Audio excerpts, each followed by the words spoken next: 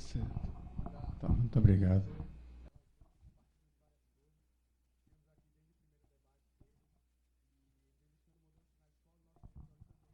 Eu queria agradecer o convite que foi efetuado pelo diretório. Eu acho importante, muito importante, encontros como esses, sobretudo numa escola como a nossa, né, que carece de discussões e debates dessa natureza, debates que envolvem problemática do poder, a propriedade, e acho que isso é fundamental, inclusive na nossa formação. Eu acho que uma escola de administração não prescinde de estudo dessa natureza, sobre a problemática do poder, das relações de poder. É fundamental eu diria, na questão da gestão, né, certo? E eu acho que a exposição que foi feita aqui pelo nosso colega, eu já conhecia o trabalho suíço, eu tinha já lido. Eu acho que é uma preocupação bastante interessante no momento atual, mapear as mudanças que estão ocorrendo no processo de controle mundial. Quer dizer, como você administra o capitalismo hoje, sobretudo no momento de transição que estamos efetuando, de uma crise que desde os anos 70, passando pelos anos 87, a crise da Bolsa, que tinha uma característica de crise bursátil, e talvez não fosse, tá certo? Nos anos 90, após a queda da União Soviética, nos anos 2000, a crise dos dot-com, nos anos 2008, o capitalismo está buscando alternativas, está procurando saídas. E as saídas tradicionais do capitalismo não estão, eu diria, não são viáveis, tá certo? Como ele busca uma saída que talvez, quem sabe, vai aprofundar a sua própria crise. Tá certo? E a saída financeira, a saída que está sendo buscada, quer dizer, que na realidade demonstra a agilidade, a rapidez como você busca alternativas, tá certo? E o capitalismo não se esgotou como alternativa, ele ainda é sólido, eu acho. A crise, não uma crise profunda que o afete, é um ciclo profundo, mas não uma crise definitiva. Tá certo? E eu acho que essas alterações em forma de controle, de domínio e, sobretudo, do controle da propriedade, é a grande novidade que nós temos hoje. Domínio do capital móvel, do capital por ações, o domínio da riqueza. E é essa a primeira questão que eu queria ressaltar.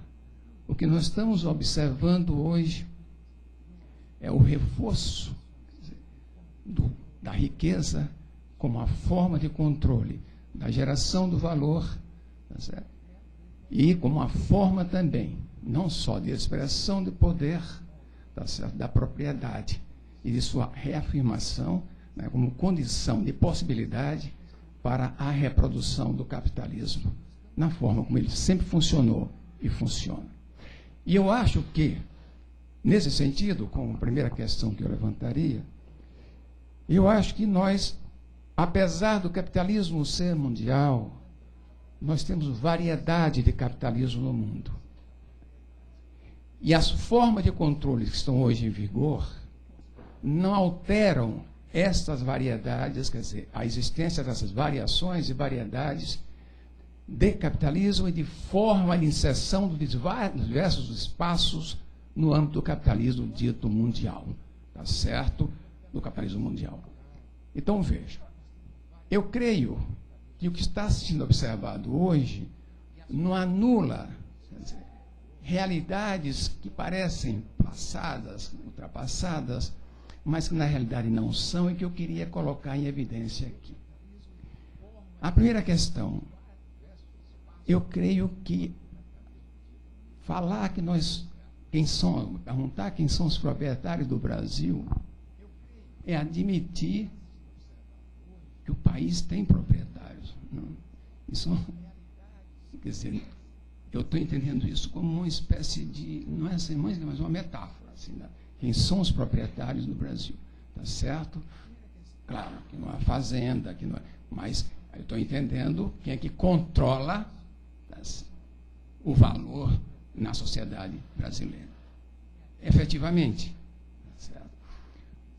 Mas eu diria que essas formas dependem dos estágios em que o capitalismo se encontra. E nós já tivemos diversas formas, diversos proprietários, como é colocado aqui na temática, ao longo de nossa história. E não só nossa, como de qualquer país capitalista mundial. A diferença brasileira em relação a outras formas de capitalismo, daí a ênfase que eu vou colocar na variedade brasileira de capitalismo, é o domínio ainda hoje, tá certo, da propriedade rural sobre outras propriedades. Veja, eu estaria dizendo um vitupério, falar uma coisa desta. Mas veja, o Brasil tem uma ênfase histórica muito, quer dizer, o Brasil foi formado, tá certo, por grandes propriedades rurais, tá certo. O pré-capitalismo brasileiro foi o domínio da propriedade rural. E o domínio da propriedade rural, que na Alemanha ele não se esgota até o início do século XX. Na Inglaterra, Arno Mayer disse que o capitalismo inglês era rural até 1910, ou 1910. Ainda o domínio do rural na Inglaterra, uma Inglaterra que Marx dizia no prefácio ao Capital, né, que era o exemplo acabado de um capitalismo moderno. Yeah? Uma França é rural até o século XX. Tá certo? E as associações rurais francesas, tá certo, tinham um domínio incrível sobre o poder, a ponto de derrubar, por via indireta, o governo Léon Blum em 1937. Então, a força do rural, nós perguntamos quem são os proprietários de fato de um país como o nosso, é muito grande. Né? Só que esse rural tradicional, quer dizer, ele foi se alterando pelas alianças na Europa, no final do século XIX, onde o rural cede ao urbano industrial. Quer dizer, não dividir a propriedade, tá certo? E eu aceito a penetração do capital industrial em meu espaço. Como também, no Brasil, a partir dos anos 30, começam a haver algumas modificações e outros elementos são inseridos como também proprietários, nesse sentido mais metafórico, de proprietários do Brasil, né? Que são os capitalistas industriais. Né? Muito incipiente dos anos 30, isso vai surgir com força, certo? A partir dos anos 50, 60. Certo? Com um pequeno retrocesso no início dos anos 60 e posteriormente reforçado como capitalismo industrial brasileiro. Quer dizer, outras formas de propriedade emergem a partir daí.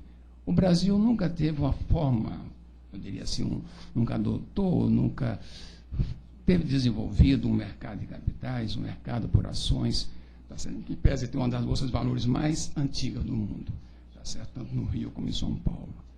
Mas eu creio que o capitalismo industrial ele não se consolidou como a única forma, a única expressão de poder num país como o Brasil. Ele nunca anulou, jamais anulou a chamada propriedade rural.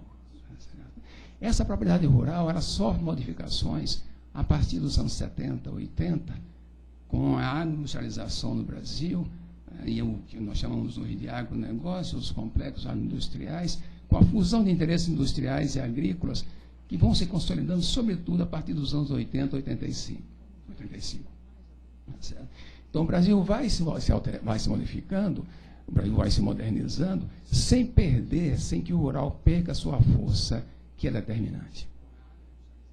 A especificidade brasileira é a fusão desse interesse industrial e o interesse rural, com a ruralização do capital industrial e a penetração do capital industrial, dos Hermílio de Moraes, Claves, etc., tá certo? No capital industrial no espaço rural, tá? No âmbito rural. O capitalismo urbano, o capitalismo industrial, ele se transforma também em detentor do controle do capital fundiário, da propriedade fundiária.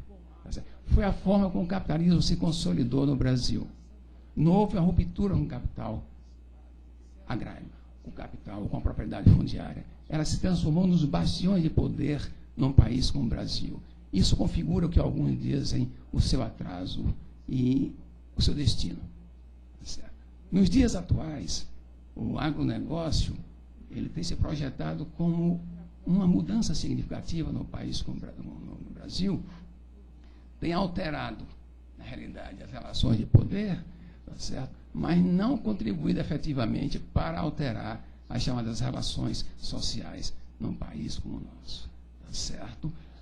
Eu acho que esta relação indústria, agricultura, sem setorializar, mas fundir esses interesses, esses grupamentos industriais, agrícolas, em um serviço que emerge, complica um pouco, emerge também como dominante, complica um pouco a nossa noção de proprietários.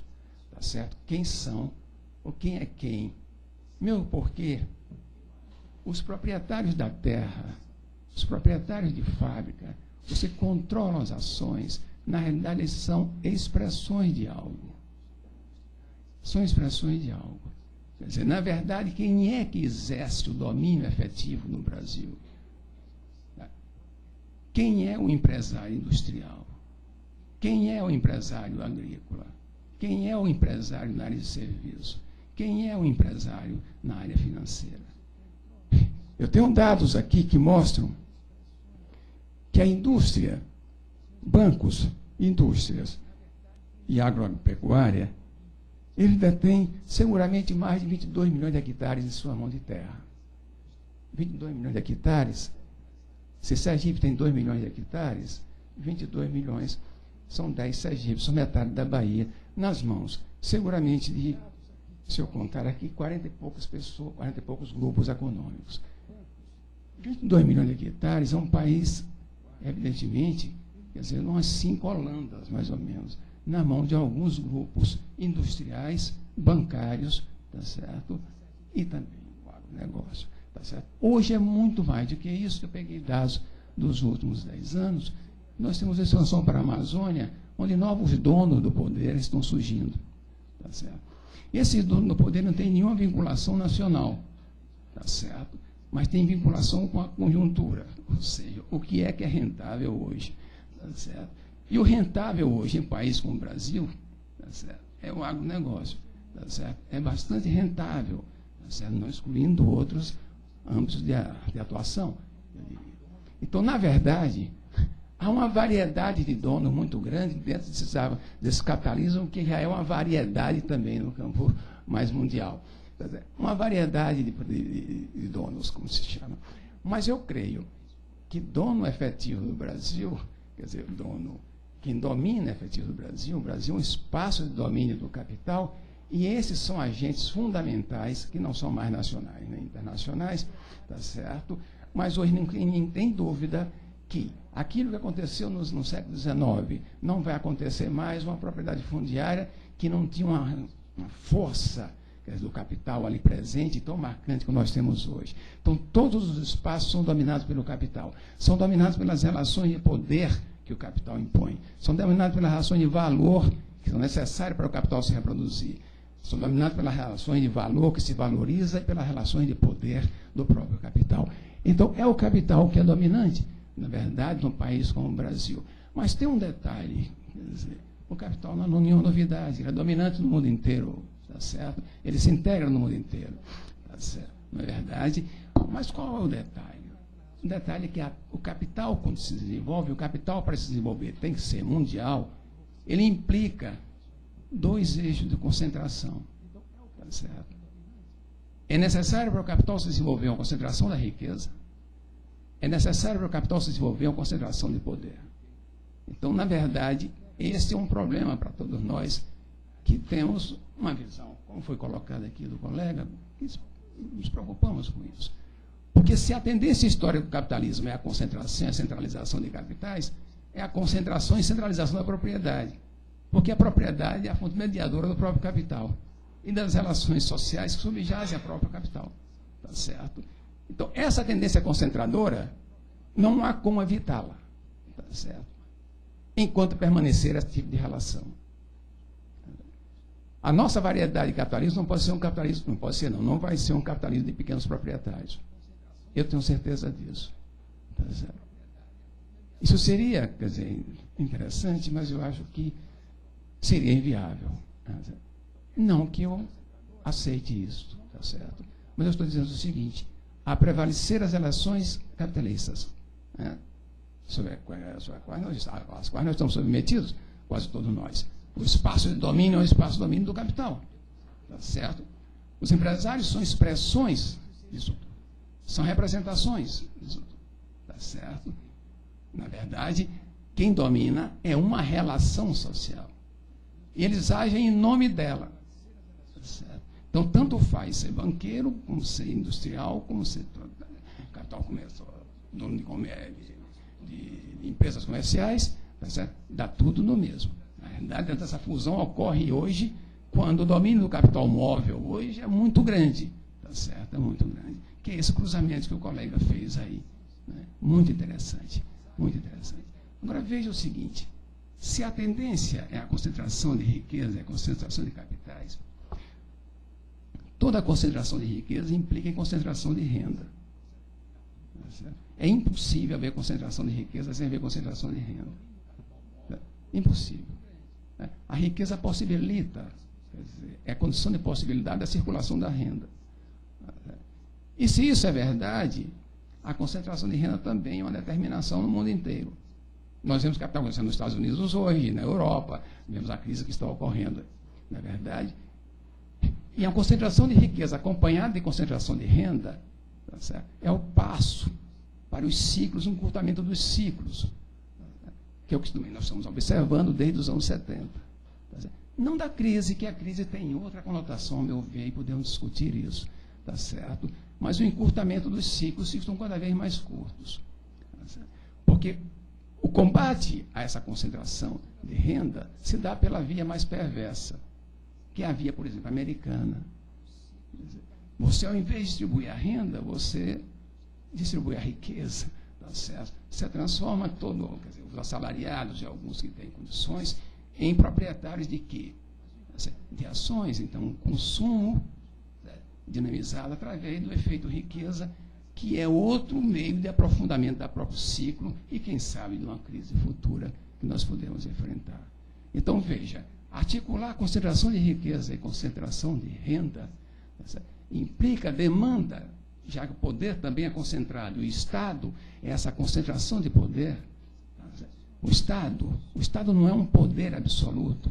O Estado é uma expressão do poder, mas ele interfere, ele é fundamental na regulação das relações dominantes, das relações existentes que levam a esta concentração de propriedade. Tá certo?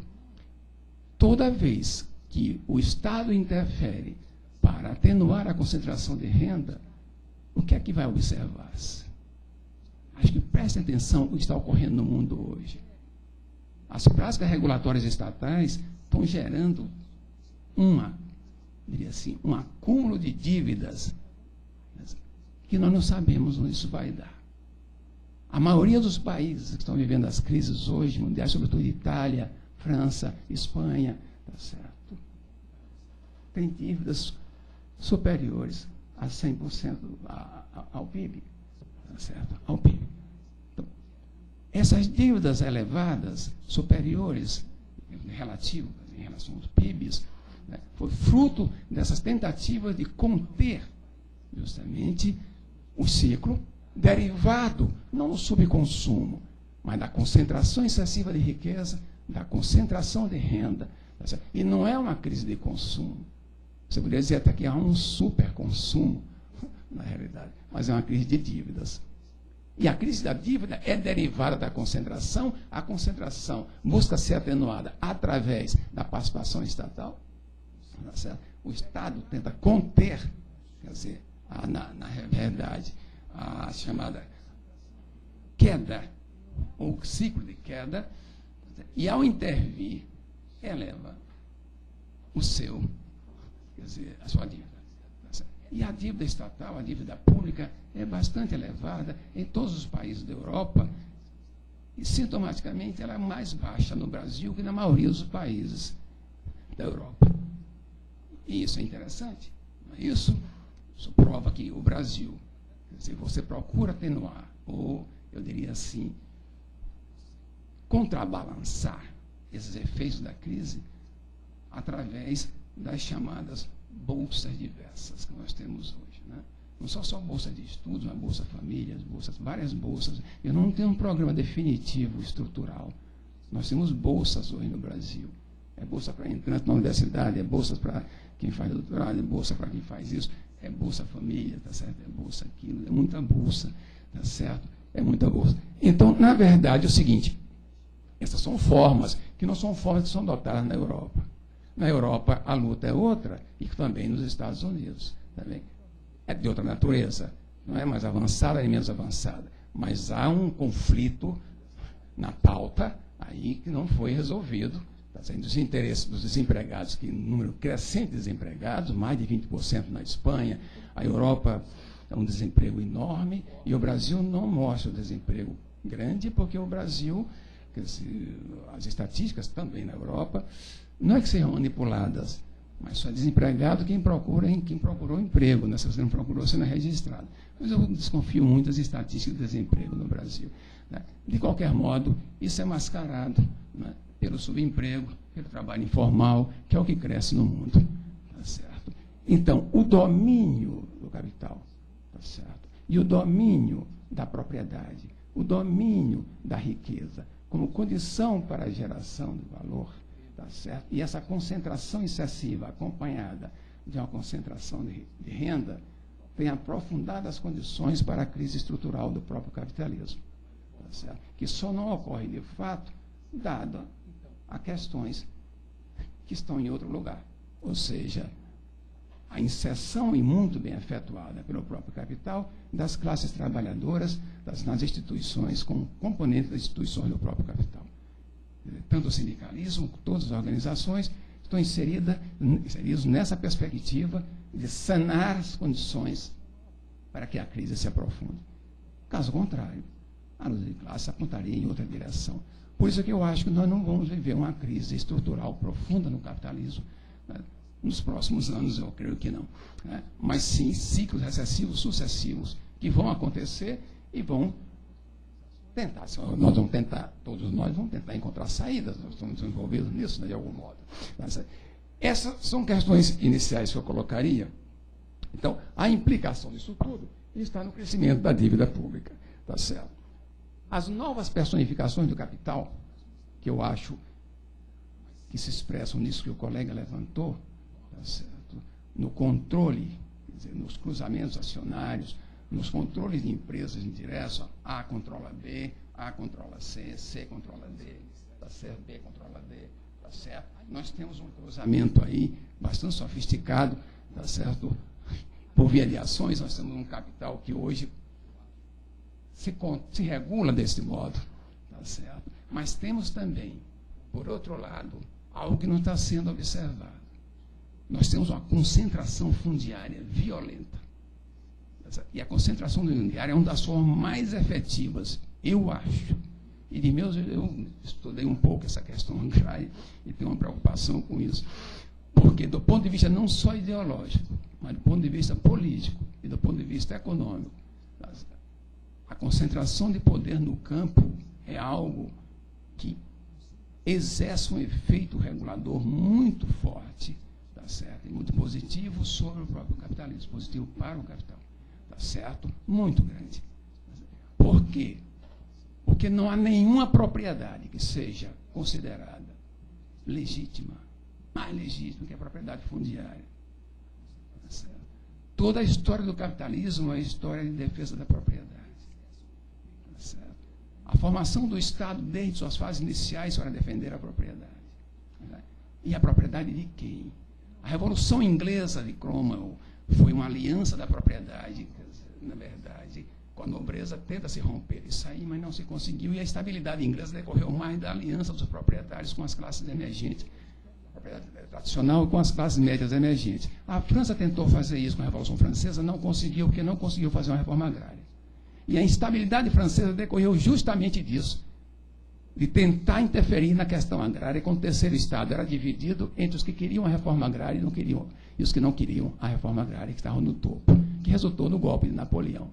Tá certo? A Revolução de 48, 1930 e 48 na Europa, também Quer dizer, não resultou em nada que alterasse a chamada questão agrária.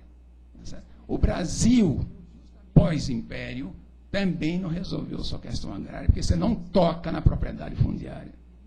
Tá certo? Essa fonte de atraso eu não sei, né? Mas eu sei o seguinte, né? Que é preciso que a gente atente para isso. Tá certo?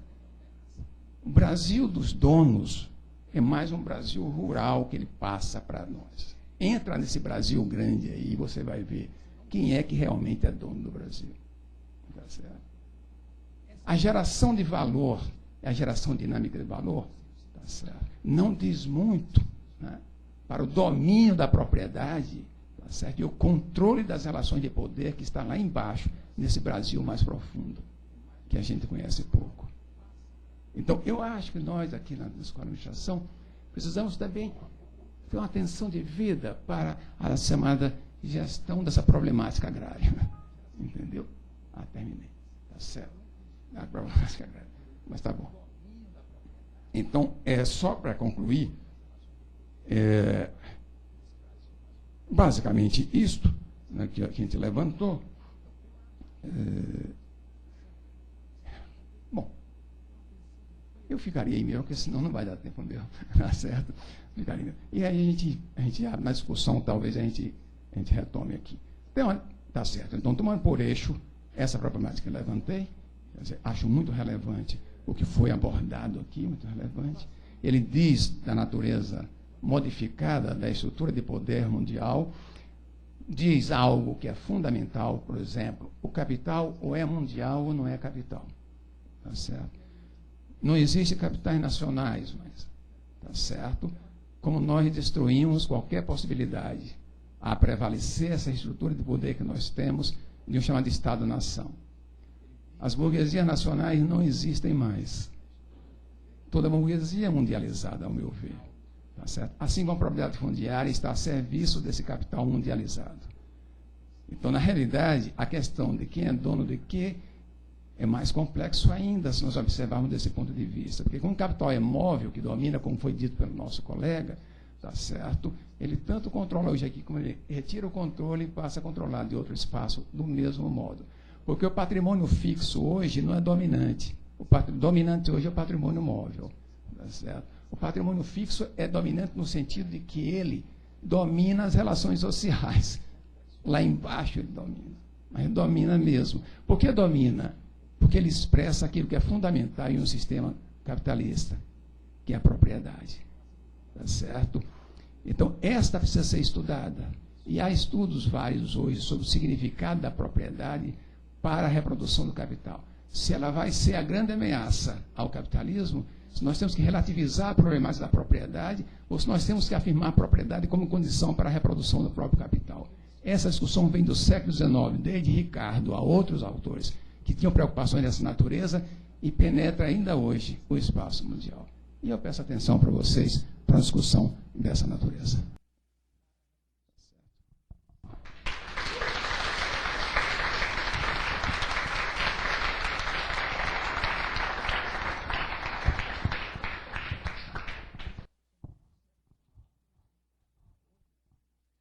Bom, boa noite a todos e todas. Minha função aqui fica realmente difícil como debatedor, né? Depois de falar do professor Nelson.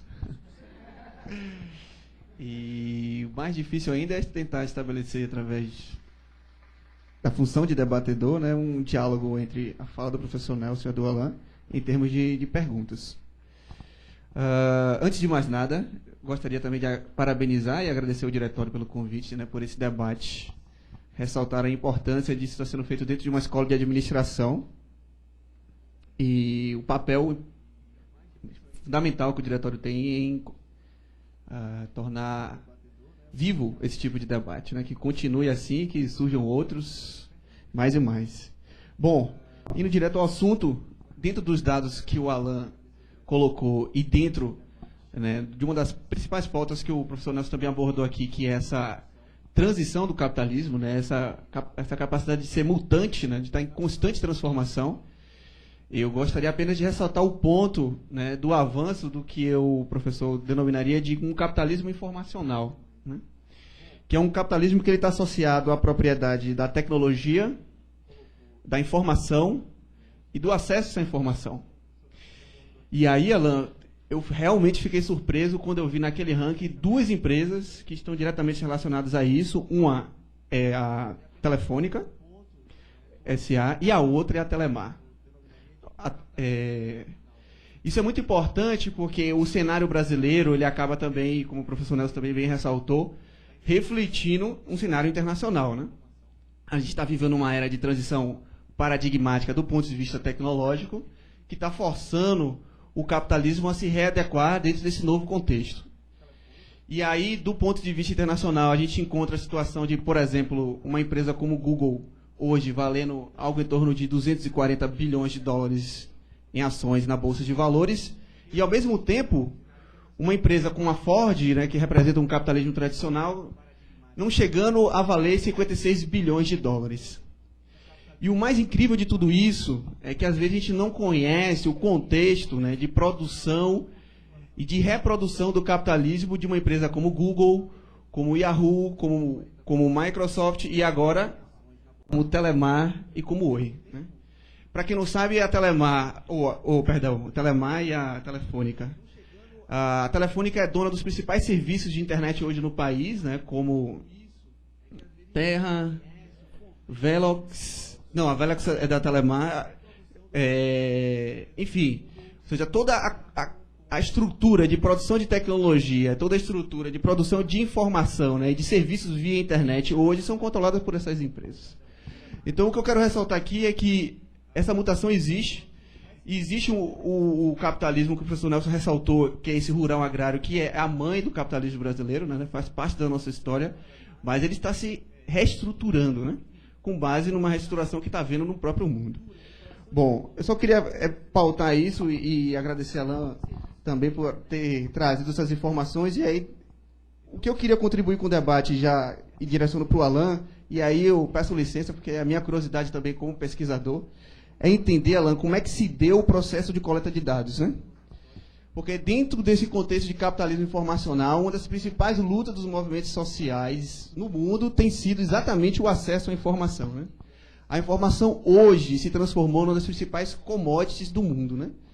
Então, como é que o Google ganha dinheiro hoje e consegue faturar e chegar a valer a 240 bilhões de dólares, mais do que, por exemplo, uma Ford, mais do que até mesmo a própria Toyota, que é uma maior produtora de veículos do mundo, vendendo e comprando informação.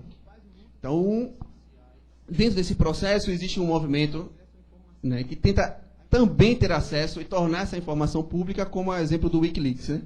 E aí me permita dizer que eu acho que esse movimento que vocês estão fazendo, o Wikileaks defende a questão dos governos abertos, e eu acho que vocês estão defendendo que é mais do que governos abertos, né? Governos, empresas, ou seja, sociedade aberta, né? Ou seja, os dados têm que estar disponíveis para, a partir daí, a gente de fato haver democracia, porque pensar em democracia sem informação, sem acesso a esses dados, é muito difícil, é muito complexo e muito complicado. E aí eu pergunto, como é que se deu esse processo de coleta de dados, tanto do ponto de vista assim, de equipe, né, de execução, e como é que essa coisa aconteceu? E se vocês sofreram algum tipo de dificuldade nesse acesso, e até mesmo de retaliação na publicação desses dados, né?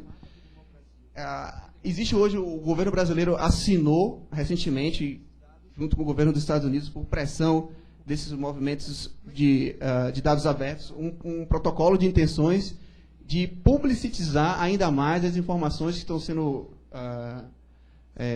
processadas dentro dos ministérios, dos gabinetes, etc. Ou seja, informar a sociedade como é que está sendo gasto o dinheiro público, né? Essas informações não são de fácil acesso, só que existe agora um protocolo de intenções para, pelo menos, se disponibilizá-las.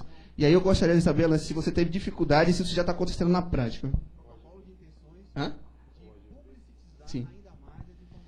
E aí, professor Nelson, eu gostaria de fazer uma pergunta também provocadora, não posso deixar de aproveitar a sua presença aqui para colocar isso. Dentro do que foi colocado pelo Alan, dentro do atual cenário político brasileiro, houve-se muito o discurso e a perspectiva de acabar com a pobreza ou reduzir a pobreza. E aí eu gostaria de saber do senhor, assim, do ponto de vista, qual a avaliação que você faz das estratégias que são adotadas tanto por governo como por movimentos sociais, E dentro do atual cenário de informação colocado pelo Alain, qual seria um caminho mais sustentável, né, do ponto de vista de tentar se almejar a redução dessa pobreza, né? Como é que se dá esse processo? Ou se é possível, né? Ou se é possível. Essa é uma boa pergunta. Bom, eu acho que por enquanto é só. E aí, só para informando, né, eu estou com um debatedor. A ideia agora é o professor Nelson e o Alain Tiga responderem as perguntas, e depois a gente vai abrir para um bloco de perguntas para o público, tá bom?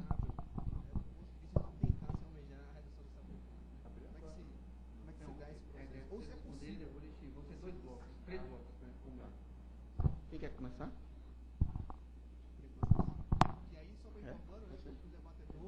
Eu fiz as perguntas para você. Tá bom.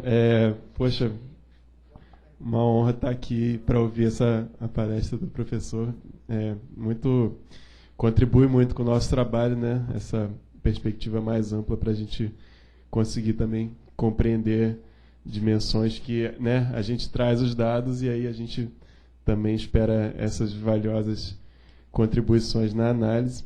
Também só queria, quando eu falei da formação da cooperativa, eu esqueci de falar, mas é muito importante. A gente teve uma grande inspiração da Colivre, né, que é uma cooperativa de software livre que está aí há muito tempo e que foi uma grande inspiração para a gente formar a EITA, né?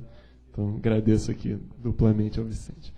Bom, Vicente, eu acho que, só primeiro falando relacionado aqui ao que o professor coloca, né, principalmente sobre a questão da concentração fundiária, né, e da relação dos proprietários das propriedades rurais.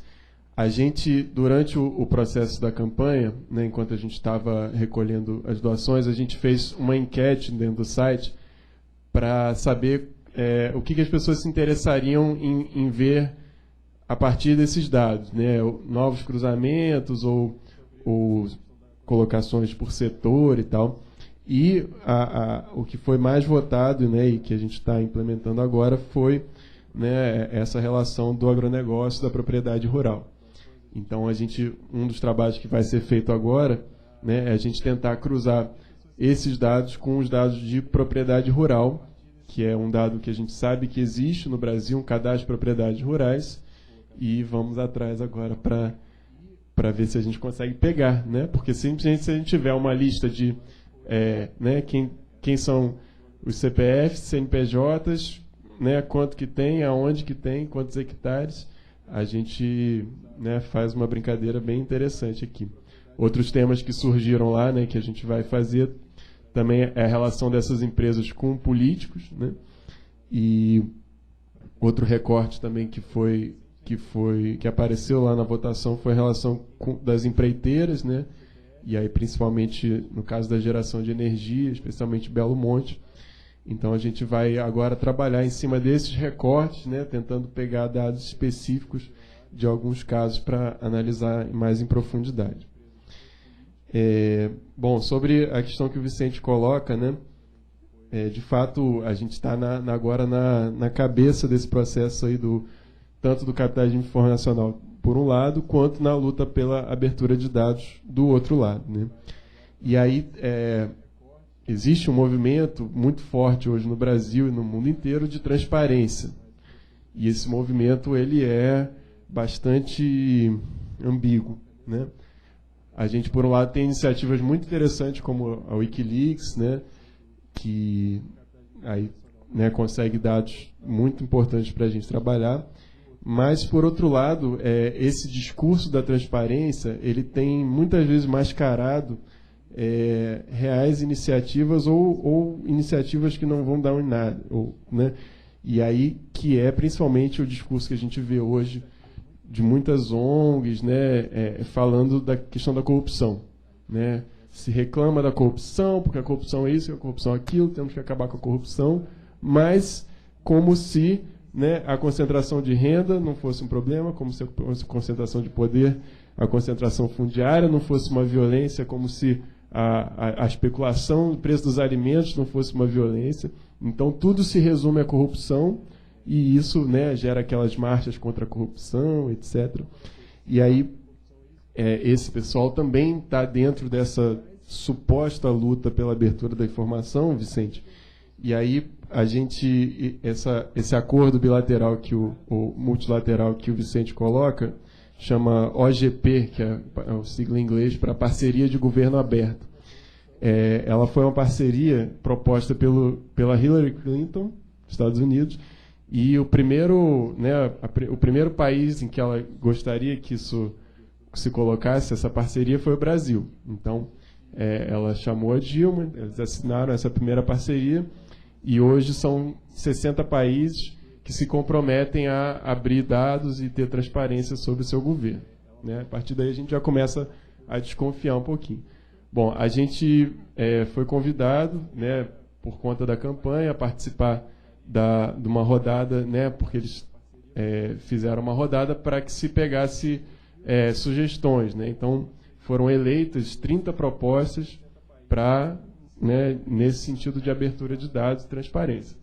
Então, fomos lá, estive lá em Brasília, aquele seminário, aquela coisa toda, ministros, né, a CGU e a Secretaria-Geral da Presidência da República, que estão tocando isso.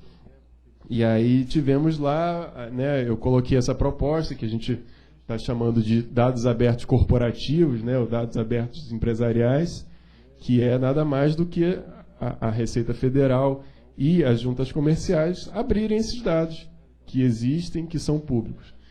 E aí, né, a gente colocou a proposta, foi votada, passou entre as 30 propostas, e aí veio a resposta né, aí o OGP enviou lá para o Ministério da Fazenda e veio a resposta dizendo não. Assim, simples assim, não vamos abrir esses dados. E pronto. E aí, das 30 propostas, eu acho que só tiveram 8 aprovadas, né? Então você mobiliza a sociedade civil, você diz que está sendo transparente, você diz que está sendo participativo, mas no final das contas nada acontece. E isso tudo, só lembrando, ele começa aqui no Brasil com a Lei de Acesso à Informação, né? Que não sei se todos já ouviram falar, a LAI, né?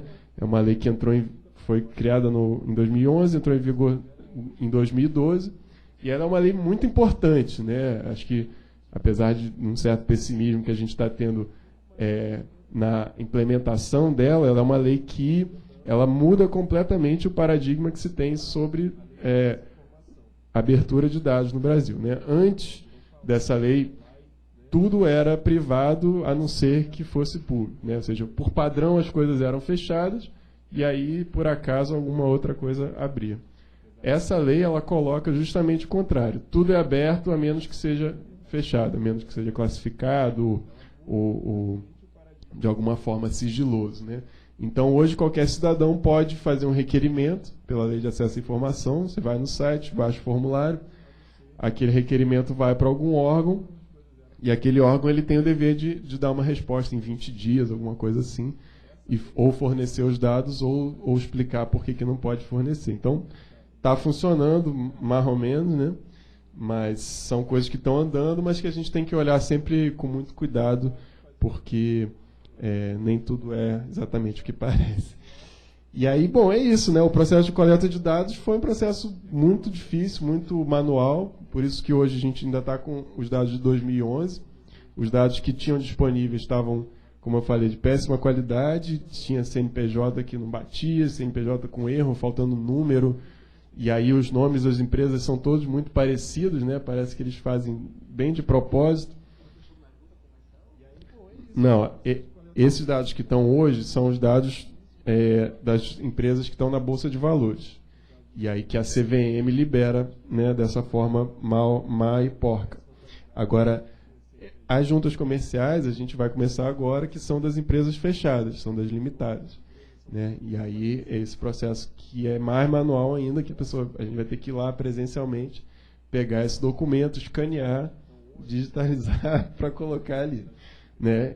A gente está fazendo essa nossa militância aí pelo lado dos dados abertos, mas até agora não conseguiu muita coisa. E só para fechar, né, existem projetos parecidos no resto do mundo, com quem a gente está tentando conversar, porque é óbvio, né, a gente não explica muita coisa olhando só para o capitalismo brasileiro, né? A gente, inclusive, nem tem... né, todas essas empresas que estão ali, elas têm CNPJ no Brasil. Mas isso não significa que sejam empresas brasileiras, não significa... E o próprio conceito de que uma empresa brasileira, estrangeira, francesa, não é muito claro mais, né? Mas a gente também não tem nem informação, informação que eu digo né, dentro dos dados. A gente sabe, né? A gente sabe que a Telefônica é espanhola, que a Telemar está lá no México e tal. Mas, assim, que esteja nos dados, a gente não tem isso objetivamente para colocar. Certo? E aí eu gostaria de passar para... né?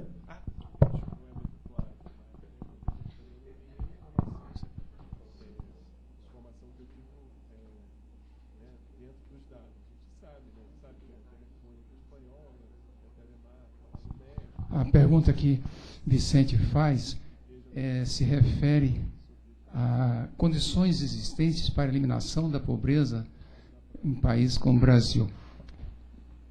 Não só o Brasil, mas em outras regiões também. Uma questão que eu levanto aqui não é de ordem metodológica, tá certo? É de ordem quase que política. O que é um pobre, tá certo? Isso é complicado, tá certo? Você definiu o que é um pobre, né? A dificuldade que você tem de dizer assim, o que é uma classe, né?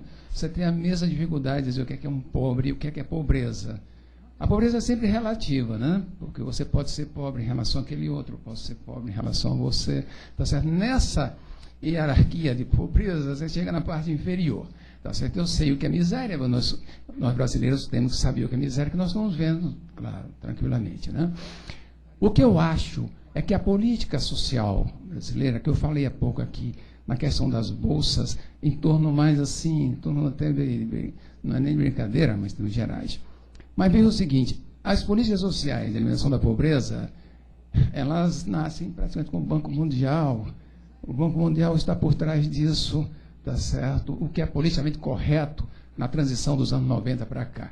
E o Banco Mundial tem todo um quadro de receitas para países como o nosso, tá certo? Desde a área de saneamento urbano, tudo que vai, agrário, tá certo? Tudo que vai contribuir para, eu diria assim, melhorar o quadro, tá certo? Dar uma ideia melhor para a nossa visão. Como você ia a Paris, só vê Champs-Élysées, mas você não vê o resto da Paris, né? Então ali você vê o que vive bem, né? Então você tem um quadro comparativo de pobreza, quer dizer, que dificulta muito isso. Então o que seria eliminar a pobreza? Tá certo? É complicado isso, o que é eliminar a pobreza. O governo brasileiro encontrou uma saída que eu não sei se é o governo brasileiro, mas uma imposição do Banco Mundial. É pobre quem está até determinada faixa de renda. Tá certo? Nesse sentido, um Bolsa Família pode dizer o seguinte, falta 70 para aquele, eu coloco 70 na estatística, você deixou de ser pobre. Rapidamente, da noite para o dia, você deixou de ser pobre. Que você se incluiu, tá certo, dentro do limite de renda. Então, essa eliminação estatística da pobreza é um equívoco profundo. Mas é isso que eu estou dizendo.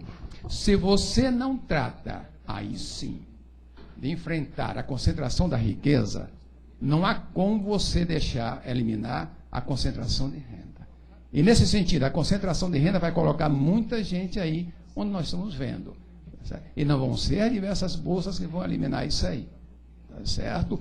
Porque, na verdade, se você somar o que se lança para os pobres em termos de recurso, se somar é um recurso fabuloso para a alimentação dos mercados de cadernos, lápis, ou se não, limpeza de cabelo, como é que chama, eu não sei, não sou ligado a cabeleireiro, como é que chama ela, coisa desse tipo, porque, é claro, é uma carência que você tem, porque, na realidade, o Vicente está levantando o domínio midiático, o domínio da informação, né? A informação, é claro, eu diria assim, o domínio midiático também, que é outra fonte de poder que nós temos que analisar claramente, tá certo? Fonte de poder, né?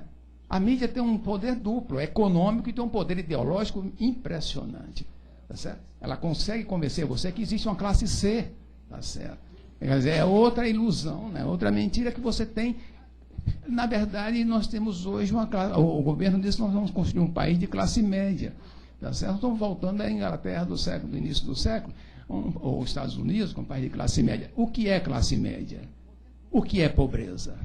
O que é classe média? Tá certo? Você faz isso estatisticamente? Então você tem que analisar a sociedade em todas as suas contradições. E tem que ver o seguinte, para você eliminar isso aí, você tem que enfrentar a concentração de riqueza.